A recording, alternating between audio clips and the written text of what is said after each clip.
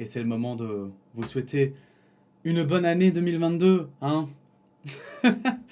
Une bonne année, et quoi de mieux pour commencer cette année que de parler d'un sujet pour lequel on a déjà eu beaucoup de débats, hein, beaucoup de discussions, et qui fait encore parler de lui, mine de rien. Et en fait aujourd'hui, même si le titre va être probablement plus racoleur que le sujet, que la façon dont on va traiter ce sujet, j'avais besoin quand même de discuter de tout ça parce que, et vraiment, je veux le faire dans cette optique-là, je ne comprends plus. Je ne comprends plus les personnes qui sont notamment contre le vaccin, qui en ont peur, etc., etc., et qui du coup hésitent à se faire vacciner ou du moins, je vais le dire comme ça, mais le remettre en question. Euh, j'ai pu le comprendre avant, par le passé, dans le sens où au début, etc., c'était des nouvelles technologies, on n'en avait jamais entendu parler, tout à coup ça pop comme ça, on apprend des choses. Et en fait, là maintenant, plus je vois passer des arguments et plus je me dis, mais comment ça se fait que il n'y en ait pas qui se disent, bah, quand même, il y a des trucs qui collent pas. Il y a des trucs qui collent pas dans cette argumentation. Et pour en parler, en fait, j'ai décidé de vous raconter une petite histoire. Puis comme ça aussi, on commence bien 2022. On va commencer par une petite histoire. Est-ce que vous avez déjà entendu parler des squelettes de cristal? Oh non, elle est mal...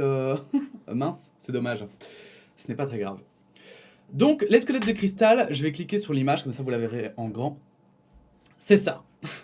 Ce sont des têtes, des crânes en pierre taillée, en cristal, hein, que des historiens, ou plutôt des archéologues, disaient avoir trouvé dans des temples mayas, enfin, lors de recherches. Je crois qu'il y en a eu aussi en Mésopotamie, mais je suis pas sûr. Bref, ils arrivent avec ça et ils disent, regardez, on a trouvé des crânes, c'est hyper impressionnant.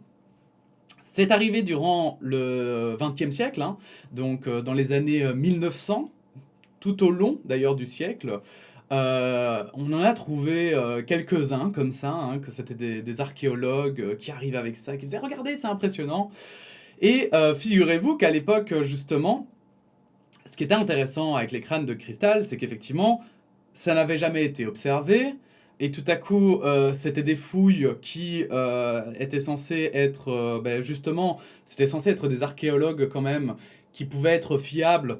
Donc du coup, on s'y intéressait, on se demandait, mais est-ce qu'il n'y a pas des choses sur les Mayas qu'on ne connaissait pas bien? Et aussi, il y avait tout le milieu, on va dire un milieu alternatif, hein, autour de la métaphysique, hein, des croyances, et aussi des arnaques, hein, qui étaient très contents de voir que leur théorie était la bonne. Regardez, les Mayas sont si avancés et si intelligents, et d'ailleurs, enfin, des preuves qui le montrent. Et on a eu ça, donc, du coup, pendant des dizaines, hein, d'années. Il faut dire que la science a pris son temps aussi, hein, pour évoluer, pour avancer, et notamment les sciences sociales, hein, puisque on n'avait pas forcément déjà les outils d'analyse d'aujourd'hui, hein, scientifiques, mais en plus, il faut dire que, on pouvait pas forcément non plus. Il y avait un, comment dire, il y avait un côté très prestigieux justement. Le prestige rentrait en compte et il y avait des arguments d'autorité parfois. Voilà. Moi, je suis un grand historien, donc si je dis quelque chose, forcément c'est vrai ou forcément il faut le prendre en compte parce que j'ai déjà fait de grandes recherches.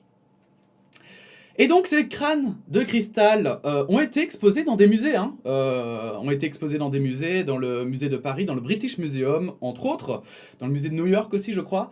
Et comme ça, pendant des années, on remettait juste en question dans le sens où les historiens qui étaient sceptiques se disaient mais c'est bizarre qu'on en ait trouvé que quelques-uns et seulement maintenant. C'est bizarre parce que c'est assez précis et qu'on savait aussi que pour faire des crânes de cristal comme ça, à la main, c'était extrêmement compliqué. Pas impossible, mais extrêmement compliqué et difficile. Et il aura fallu attendre en fait les années 2000, hein, début des années 2000 et d'ailleurs fin des années 90, pour que finalement ces crânes puissent enfin être étudiés, enfin être observés, je vais le dire comme ça, mais au microscope, hein, pour vérifier s'ils étaient réels ou pas. Et puis là, la vérité tombe, ces crânes sont complètement faux. Voilà, complètement. Voilà, ça a été fait en fait, c'est daté à peu près du 19e siècle, hein, donc 1800, avec des outils modernes, et certains ont même été faits au milieu du 20e siècle, pardon, donc 1950, quelque chose comme ça. Et donc, c'est du gros bullshit. Alors pourquoi est-ce que des historiens ont menti? Eh bien, ces historiens, enfin, je dis historiens, mais c'est surtout des archéologiques, hein, et des collectionneurs. Eh bien, les archéologues de base ont menti parce que ces archéologues avaient besoin de financement. Et pour justifier les financements de leurs recherches, ils avaient besoin de trouver quelque chose. Parce que, imaginons que je dise, voilà, sous mes pieds ici, il y a des squelettes de dinosaures. Ok? J'invente. Mais bon, enfin, qui sait? Eh bien, pour faire des recherches, si je suis historien, il va falloir quand même que si on me finance mes recherches pour trouver des squelettes de dinosaures, qu'à un moment donné je trouve quelque chose. Parce que sinon, à un moment donné, on va me dire, bon ben mec, ok, tu croyais qu'il y avait quelque chose, mais au final, il n'y a rien, tant pis. Voilà. Et donc ces mecs avaient trouvé une bonne manière de pouvoir se faire financer leurs recherches, pour une partie d'entre eux. Pour d'autres, c'est simplement que ils voulaient se faire du fric, ou de la fame, hein, de se faire connaître encore plus. Et donc, quoi de mieux qu'un magnifique crâne absolument impossible à faire pour l'époque. Enfin, je dis impossible, mais je crois que c'est plus complexe que ça. Mais, mais quoi de mieux qu'un truc qui paraît complètement hors du commun pour se faire remarquer. Et donc ces crânes, comme ça, pendant un siècle et demi, hein, ont circulé dans le monde comme des authentiques crânes trouvés dans les vestiges mayas. Et figurez-vous que quand on a mis au jour que c'était des faux, ceux qui avaient fait leur business dessus, hein, notamment des gourous qui vantaient que ces crânes avaient des pouvoirs surnaturels, qui pourtant n'ont jamais été évoqués dans ce qu'on a trouvé des Mayas. Hein. Ils n'ont jamais parlé de pouvoirs surnaturels donnés à des objets pareils. Eh bien, malgré tout, ces personnes ont continué à faire leur petit business, hein, à chercher des financements, à essayer de convaincre. Hein. Là, on n'est même plus dans le débat, hein, évidemment, c'est de convaincre je veux dire, leurs adeptes que ces crânes avaient bien un pouvoir et qu'ils sont réels et qu'on cherche à cacher la vérité. Parce que qu'est-ce qu'il y a de plus sexy qu'un crâne, vous imaginez, complètement en cristal, qui a été mis au goût du jour par quelqu'un comme ça, qui est arrivé tel un héros avec son crâne en disant « Regardez, j'ai fait une découverte incroyable !» Et évidemment, imaginez qu'il ait des pouvoirs surnaturels. Ça fait vraiment un très joli film, hein, des pouvoirs surnaturels, etc., qui permettent de soigner toute maladie. Du coup, forcément, des gens riches et puissants voudraient le garder pour eux. Hein. Et oui, ils vont pas le partager. Donc, bref... Voici l'histoire des crânes de cristal qui aujourd'hui, on le sait, hein, sont faux et ils ne sont sortis. Les musées les ont toujours, hein, d'ailleurs, mais ils les exposent plus, ou en tout cas juste à des rares occasions. J'ai vu notamment que pour le dernier Indiana Jones qui était sorti, ils avaient sorti pendant quelques jours le crâne pour faire un peu genre. Mais voilà, c'est juste parce que maintenant ça fait partie de l'histoire contemporaine, comme une arnaque, on peut parler finalement, l'histoire se construit aussi sur les mensonges, hein, parfois, donc ça correspond à un des mensonges, hein, de la discipline historique.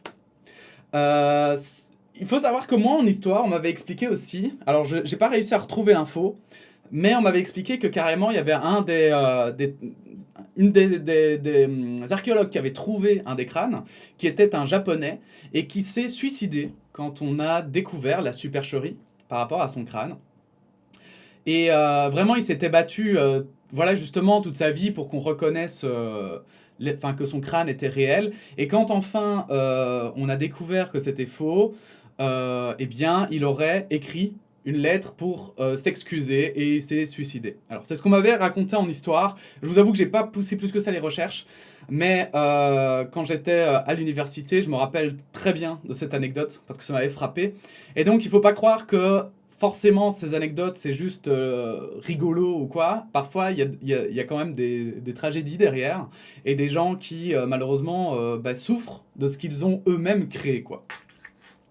Bref, pourquoi je vous raconte l'histoire de ces crânes de cristal? Eh bien, c'est en fait parce que si on a pu mettre à jour le fait que ces crânes étaient faux, eh bien, c'est grâce à la recherche historique, la méthodologie finalement des historiens. Et cette méthodologie est assez proche, je vais le dire, de la méthodologie scientifique, hein, qui est que lorsqu'on a quelqu'un qui amène la preuve de quelque chose, on va tout faire pour d'abord démontrer, pour essayer de démonter cette thèse. Donc notamment ces crânes, quand quelqu'un l'a amené, voilà, il y a des gens qui se sont dit, mais est-ce que c'est vraiment possible?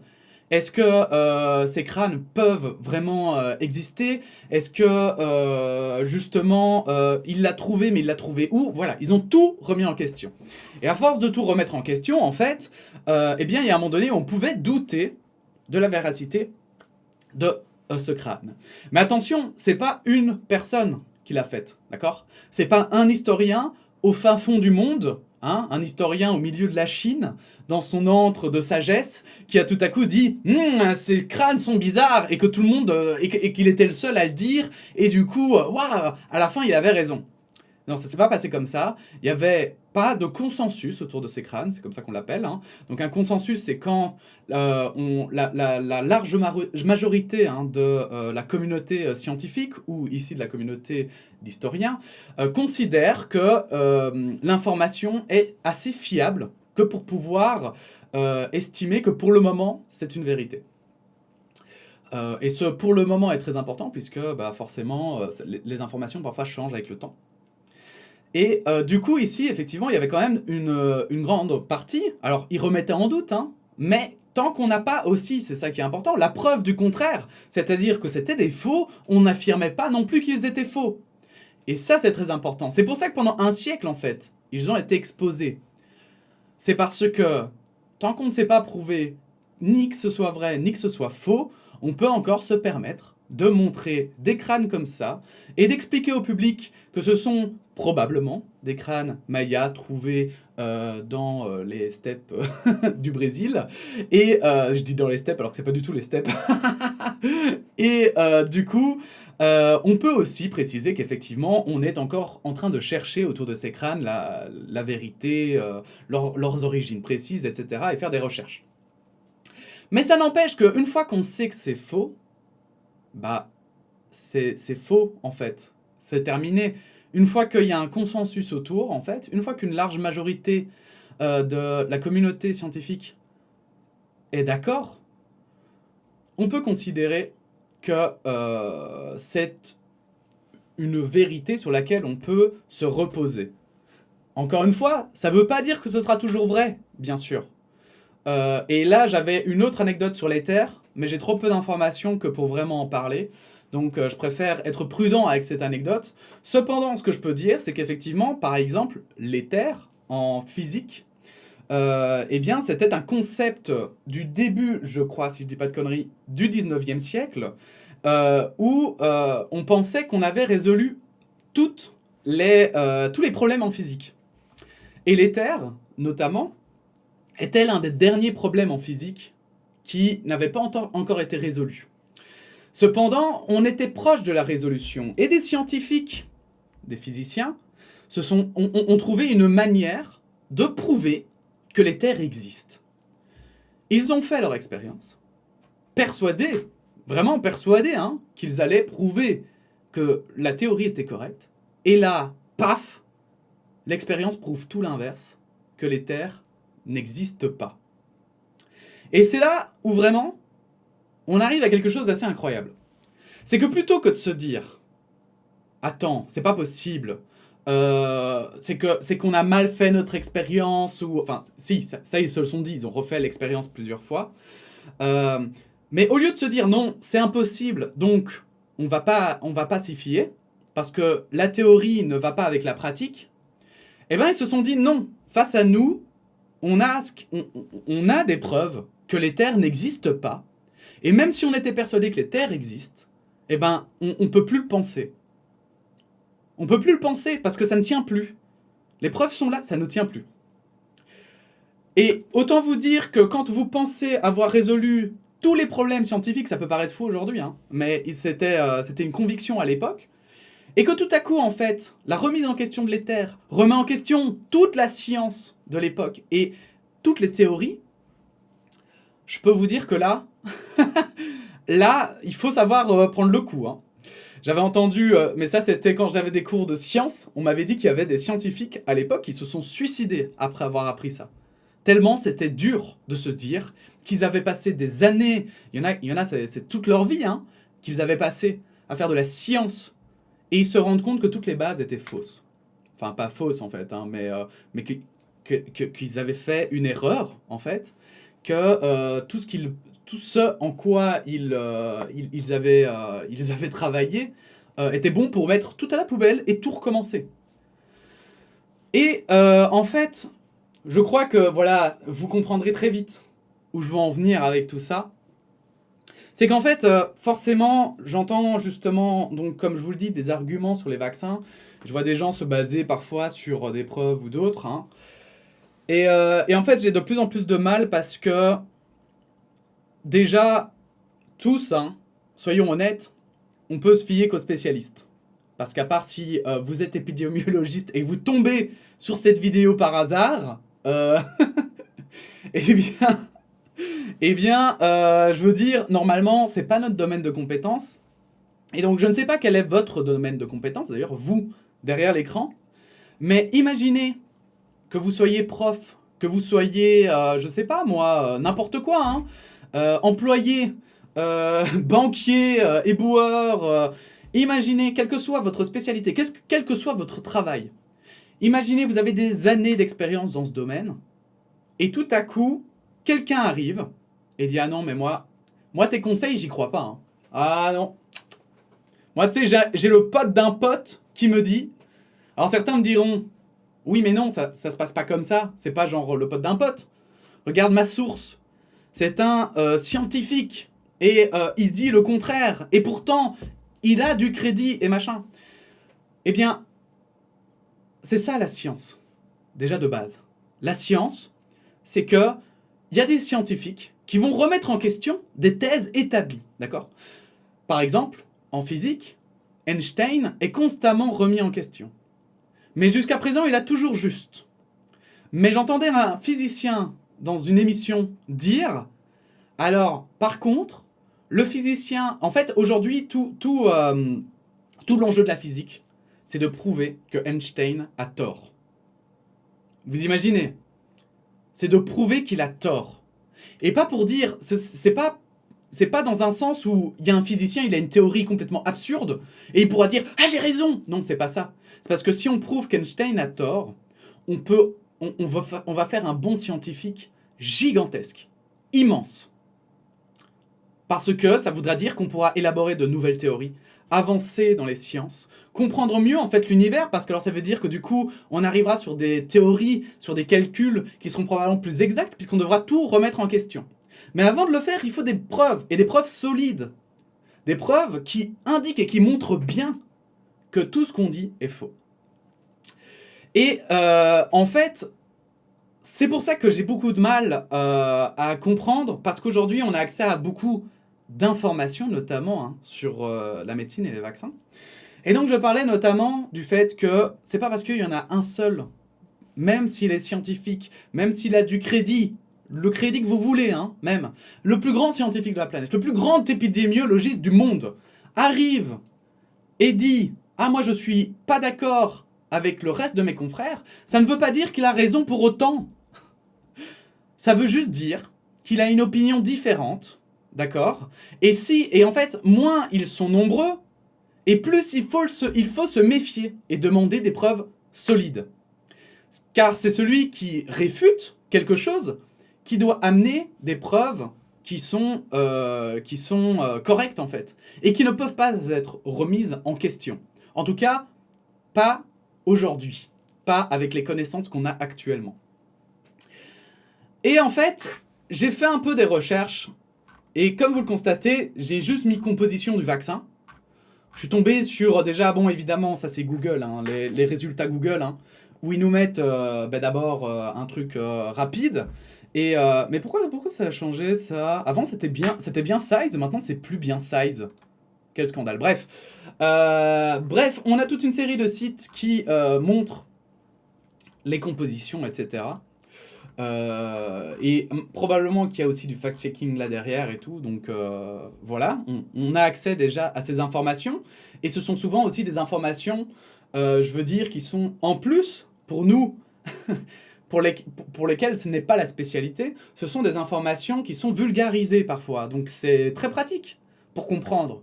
C'est très pratique, sachant qu'on n'est pas des sortes, justement, de... On n'a pas les connaissances nécessaires pour tout comprendre.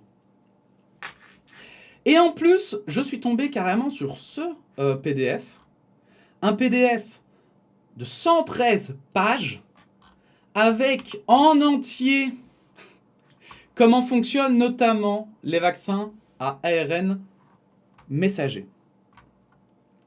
Mais en tout, hein, avec exactement toutes les informations. Et je veux dire, donc même si vous êtes initié hein, aux sciences, dans le sens, pas initié, pas dans le sens secte, mais dans le sens justement de la compréhension des mécanismes scientifiques, de la compréhension des recherches qui ont été effectuées par le passé, des preuves, parce que c'est ça en fait la science, hein, c'est ça normalement ce qu'on apprend à l'université en fait. Hein.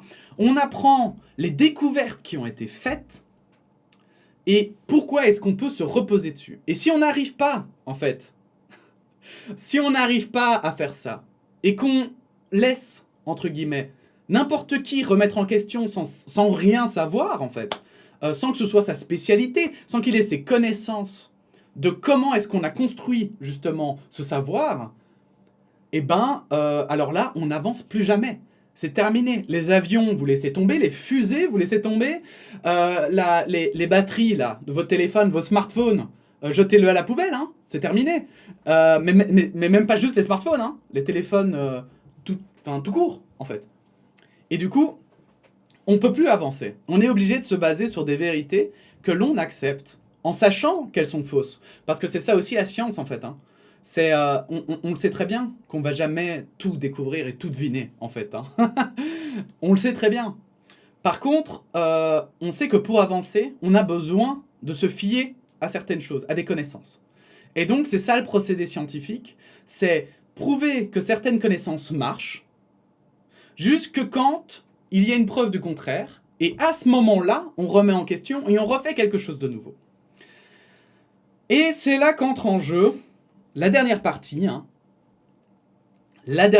finalement de tous ces procédés en fait hein, scientifiques et de toute cette, on va dire de ce qui rentre finalement dans le complotisme, qui est l'argument, je trouve, hein, qui revient le plus souvent, c'est mais non, il y a des puissants, on peut plus faire confiance. Il y a des gens qui trichent et c'est vrai, il y a des gens qui trichent. Hein, quand on voit les fraudes massives d'argent, les détournements, quand on voit parfois aussi les dictatures, ou pas, hein, d'ailleurs les démocraties aussi, hein, qui jouent le jeu des piratages, d'informations, de données, etc. Eh bien, je peux comprendre, ça c'est le seul point, je peux comprendre qu'on devienne un peu parano, et qu'on se dise, putain, mais on ne peut plus croire en rien. Et c'est là que, en fait, j'ai envie de dire que les armes qu'utilisent les personnes qui veulent, on va dire, tricher, espionner ou que sais-je encore, contrôler, utilisez le terme que vous voulez. Ce qui est intéressant, c'est que ce sont des armes à double tranchant. D'accord ? Et la preuve, c'est que notamment, on va reparler du compte coup sûr, un compte pour lequel j'ai déjà parlé parce que j'ai parlé notamment du conflit en Ukraine qui n'évolue pas trop en ce moment, mais qui va évoluer probablement dans les prochaines semaines. Coup sûr, donc, est un compte qui suit les conflits dans le monde. Je vous conseille de le suivre si ce n'est pas encore fait et si vous vous intéressez d'ailleurs un petit peu à tous ces conflits et à voir comment justement ils se tiennent au courant, comment on a des preuves, comment on arrive à comprendre les conflits mondiaux. Et en fait, ce qui est intéressant, c'est que avec des données publiques, ils arrivent à faire des choses mais vraiment incroyables. Mais vraiment. Donc, je vais vous en montrer quelques-unes. Notamment, voilà. Donc, déjà, rien que les témoignages des gens sont évidemment une manière déjà de se tenir un peu au courant de ce qui se passe. Et ça, pour ça, Internet, c'est fantastique. Parce que Internet, ça change tout. Parce qu'aujourd'hui, quelqu'un peut tweeter, et même s'il reste 5 minutes sur les réseaux sociaux, il aura une certaine visibilité. Et donc, c'est déjà arrivé, par exemple, que des tweets en Chine ou quoi aient pu être révélés, hein, alors qu'ils sont restés parfois un quart d'heure sur Twitter, enfin l'équivalent Twitter chinois. Et on peut voir aussi qu'il y a des sources qui sont publiques, hein, comme celle-ci par exemple. Ça, ici, ça provient d'un site qui peut suivre tous les avions. Alors, je ne sais pas si c'est exactement tous les avions du monde, hein. Peut-être qu'il y a des avions qui sont particulièrement comme des chasseurs, etc. Je ne sais pas s'ils sont forcément répertoriés. Je vous avoue que je ne connais pas tous les détails. Mais ce qui est impressionnant, c'est que même avec des avions, on va dire juste militaires, de transport ou des trucs comme ça, ils sont répertoriés sur ce site. Et rien qu'avec en fait les voyages que l'on voit de ces avions, on peut déduire des choses incroyables comme des mouvements de troupes, des mouvements de que ce soit politiques, des mouvements aussi par rapport à des conflits. Est-ce qu'ils vont s'aggraver ou pas? Parce que parfois, on voit des avions qui font marche arrière parce que, par exemple, justement, le conflit s'aggrave et donc, du coup, ils ferment l'espace aérien et avant même qu'il y ait l'AFP qui le dise, eh bien, on peut voir déjà qu'il y a des avions qui reculent. Enfin bon, bref, c'est vraiment assez impressionnant et c'est loin d'être la seule des sources.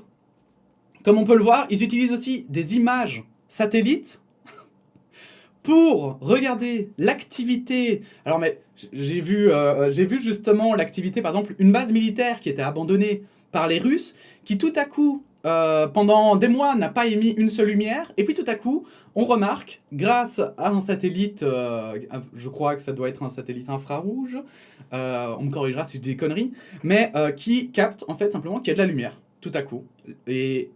Et donc, ça veut dire qu'il y a de l'activité. Et donc, grâce à ça, on sait conclure que cette base abandonnée ne l'est peut-être plus, et que grâce à ça, en fait, donc, c'est vraiment impressionnant parce que ça se base comme ça que sur des preuves publiques. Des gens qui voient passer des tanks dans leur rue, voilà. Et donc, en Ukraine, par exemple, hein, il y a des gens, ils voient passer des colonnes de tanks et ils se disent « Ah ben tiens, je vais filmer, je vais le poster sur les réseaux. » Et grâce à ça, en fait, il y a des gens carrément, mais c'est vraiment impressionnant, qui réussissent à retrouver exactement quelle route c'était, et donc à déduire que les tanks partaient de telle base, parce que normalement, ils sont dans telle base, et qu'en fait, ils sont arrivés probablement jusque-là. Donc, vraiment, c'est des informations qui sont devenues publiques juste en se basant sur les témoignages des gens, en se basant sur les photos, et notamment, il ne faut pas croire, hein, la Russie, qui est pourtant une dictature, hein, eh bien la Russie, les soldats russes publient des photos, et grâce à ces photos, on peut savoir où ils sont basés. Voilà. Et je le sais que les soldats français, ça avait fait un scandale, parce qu'ils font la même chose, et qu'évidemment, c'est un peu compliqué de garder secret parfois les mouvements de troupes, alors que les soldats prennent eux-mêmes des selfies sur des tanks. Avec le paysage autour que l'on peut voir. Mais en fait, c'est juste parce que ce qu'on a tendance à oublier, je trouve, autour des théories du complot, c'est qu'on est tous humains, en fait. Et que le fameux complot d'un mastermind, comme dans les films, qui pense à tout, jusqu'au moindre détail, c'est extrêmement rare, voire même impossible, en fait, de ne faire aucune erreur. Parce que l'être humain est fait pour ne pas savoir tout prévoir, en fait. On vit dans un monde imprévisible. Et il peut toujours se passer des choses qui font qu'il y aura telle ou telle chose qui pourront donner des indications sur où on est, ce qu'on fait, etc. Et donc si ça marche pour les services de renseignement des pays, hein, comme les États-Unis, la Russie, la Chine et autres, eh ben, évidemment, ça peut marcher aussi pour les fameux enquêteurs du net, hein, comme Coup Sûr, entre autres. Hein. Alors, il n'est pas tout seul. Hein.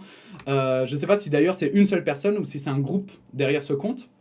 Mais en tout cas, ce qui est sûr, c'est que il se base aussi évidemment sur d'autres personnes de plusieurs pays différents en fait, qui font grâce à ça, hein, et c'est là la magie un peu d'Internet, qui font tout un réseau où ils s'échangent des informations, des indications, et grâce à ça en fait, on réussit à avoir des informations. Et je reviens là-dessus parce que justement, les théories du complot, c'est bien beau et c'est vraiment très joli, hein, mais à partir du moment où des informations aussi secrètes que les bases militaires, les mouvements de troupes, parfois c'est aussi juste des annonces, hein, allez, je vais dire des personnalités publiques, hein, de gouvernement ou quoi, qui disent des petits tweets, des petits trucs, qui parlent un tel ou un tel et qui le publient. Aujourd'hui, on sait très vite en fait. Les choses ne sont plus aussi secrètes qu'avant, j'ai l'impression. Et bien que, évidemment, qu'il y a forcément des choses qui sont encore secrètes, qu'on ne pourra probablement jamais tout savoir, eh bien, je pense que on peut commencer à douter qu'un complot mondial est aussi vaste que des vaccins qui nous permettraient d'être suivis, etc., ne serait pas, voilà, ne serait pas, allez, je vais le dire comme ça, mais souligné par la communauté scientifique, en fait. Parce que même, j'avais vu à un moment donné des gens souligner qu'ils faisaient partie qu'ils avaient travaillé dans des entreprises pharmaceutiques et tout. Oui, ok, mais après, ces scientifiques, ça reste aussi des êtres humains qui ont eux-mêmes une famille et tout. Est-ce que vous ne pensez pas que, en fait, du coup, ils préféraient ne pas se faire vacciner? Parce que alors, du coup, quitte à savoir ce qui se trame, autant ne pas en faire partie, en fait, hein, souvent. Et puis même, quand on voit à quel point, par exemple, la Chine, qui a carrément des caméras qui reconnaissent le visage des gens, ainsi que leur comportement, leur manière de marcher, vous croyez vraiment que pour tracer des gens, on a besoin de mettre des puces GPS? Aujourd'hui, toutes les informations, on les a. Hein. Surtout, je vais dire, pour des gens lambda comme nous. Et quand on voit aussi, même par le passé, hein, le régime nazi, eux aussi, en fait, hein, quand vous voyez déjà à quel point ils pouvaient surveiller les gens, et pourtant, les puces GPS, ça n'existait pas encore. Hein. Et ça a toujours été comme ça dans l'histoire. Alors oui, il y a eu des moments où c'était plus dur, par exemple au Moyen-Âge, quand tu allais au milieu d'une forêt, où il n'y avait pas grand monde, c'était plus difficile de trouver. Mais on a toujours su, et on saura, je pense, toujours, parce que ça fait partie hein, des normes de survie, de pouvoir tracer quelqu'un et le retrouver. Et en fait, pour complètement terminer sur ce sujet du complotisme autour de tout ça, je voulais aussi parler de cette vidéo qui est de justement donc Sylvain, si vous le connaissez, et qui traite comment la CIA a espionné le monde entier, l'affaire Crypto AG, donc une affaire de justement la CIA pendant les années, enfin j'allais dire les années, mais c'est plutôt le siècle passé, hein, fin du XXe siècle. Hein. Comment est-ce qu'ils ont réussi à espionner le monde entier, hein, et à voler des informations à tout le monde, mais même à leurs alliés du coup. Et en fait, ce qui est marrant, je trouve, ce qui est intéressant, c'est qu'on est finalement pas si longtemps que ça après. Hein. Je veux dire, c'était il y a quoi, 50 ans 50 ans, si on s'imagine. Ça fait une génération peut-être. Même pas. Enfin, je veux dire, 50 ans, ça va quoi. Et pourtant, eh bien, on sait comment ça s'est passé. On connaît les détails de l'opération. On sait justement qui ils ont espionné, comment, etc. Bref, on connaît toute l'histoire. Je vous invite à regarder cette vidéo que moi j'avais trouvée assez sympa de Sylvain, qui fait 40 minutes parce que du coup elle est assez profonde et il va bien en profondeur dans le sujet. Et donc en fait, moi je trouve ça relativement, justement, c'est ce qui me permet aussi d'être un peu rassuré par rapport au vaccin. C'est qu'en fait je pense que c'est pour ça, je vais un peu, voilà, si je dois faire une conclusion à tout ça, et c'est pour ça que je voulais en parler, c'est qu'en fait, oui, j'ai du mal à comprendre les personnes qui sont encore anti-vax aujourd'hui, sachant que les personnes, je vais dire les scientifiques justement que je vois passer, alors peut-être que je les vois pas tous passer, hein, mais les scientifiques que je vois passer et qui sont anti-vax, ben en fait, il me semble plus obscur, en fait, il me semble beaucoup moins transparent que même, j'ai envie de dire, un gouvernement qui pourtant essaye de cacher un maximum d'informations. Et eux me semblent beaucoup plus obscurs et beaucoup plus... Il y a tellement de choses où ils font « Ouais, bon, ça va, c'est bon, là.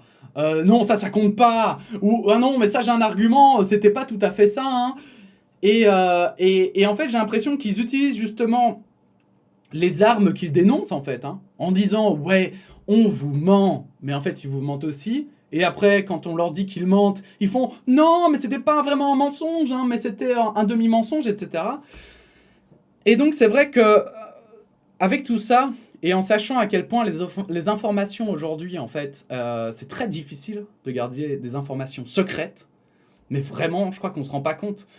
Pour garder des informations secrètes, aujourd'hui, le papier n'est plus suffisant parce qu'on peut tomber dessus. Les ordinateurs ne sont pas non plus suffisants parce qu'on peut les pirater. Et il y a toujours des failles. Et il y a toujours des gens qui arrivent à pirater tel ou tel truc. On peut plus non plus se fier aux gens parce que regardez Edward Snowden.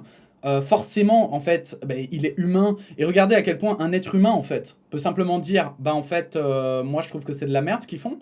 Et d'ailleurs, c'est aussi ce qui montre que les scandales de LuxLeaks, Panama Papers, etc. ont pu sortir. Hein. C'est parce qu'il y a à chaque fois un être humain qui s'est dit putain, mais là c'est déconné, il y a quand même un putain de scandale derrière. Bref, j'ai beaucoup de mal à comprendre. Et si vous faites partie de ces personnes hein, qui doutent et tout, en fait, je veux dire, moi je suis pas là pour, voilà, parce qu'on parle toujours de diviser et tout. Moi je suis pas là, moi je trouve qu'il n'y a pas de camp en fait. Le seul camp c'est de s'en sortir de cette crise de merde le plus vite possible. Pour moi il y a un seul camp et on est tous dedans. Enfin il n'y a pas de... Même les anti-vax, hein, même les gens... Enfin voilà, je sais pas moi... Moi pour moi, voilà, justement, on fait tous partie de la même équipe quoi. Yes, la même squad. Et je pense que ça vaut la peine de vraiment échanger et d'être sincère comme ça. Là, face caméra. Moi en tout cas, je suis sincère par rapport à vous. Et de vraiment se poser la question, en fait, est-ce que vraiment ça a encore un sens aujourd'hui toutes ces preuves qui déjà, voilà, avant, il y en a plein qui doutaient, moi le premier qui doutait de ces preuves. Mais est-ce qu'il n'y a pas un moment où justement il faut prendre du recul et se poser la question, mais est-ce que les données n'ont pas changé? Est-ce que maintenant on ne peut pas plus ou moins se fier? Je ne sais pas. Bref, j'avais besoin juste de partager tout ça avec vous, hein, en pleine paix et harmonie. Et puis voilà, hein. J'espère que ça aura été instructif pour vous. N'hésitez pas à donner votre opinion en commentaire hein, par rapport à tout ça. Et bien sûr, on peut échanger hein, en toute courtoisie, que vous soyez pro, anti, ou simplement dubitatif, ou simplement plutôt pour, ou plutôt contre. Si cette vidéo vous a plu, évidemment, comme d'habitude, hein, on est quand même sur YouTube. Donc likez, abonnez-vous, faites tout ce que bon vous semble. Et puis sinon, on se dit à bientôt pour de nouvelles aventures. Hein, de nouvelles actualités. Voilà. Merci à tous d'avoir regardé cette vidéo. Et puis à bientôt. La bise.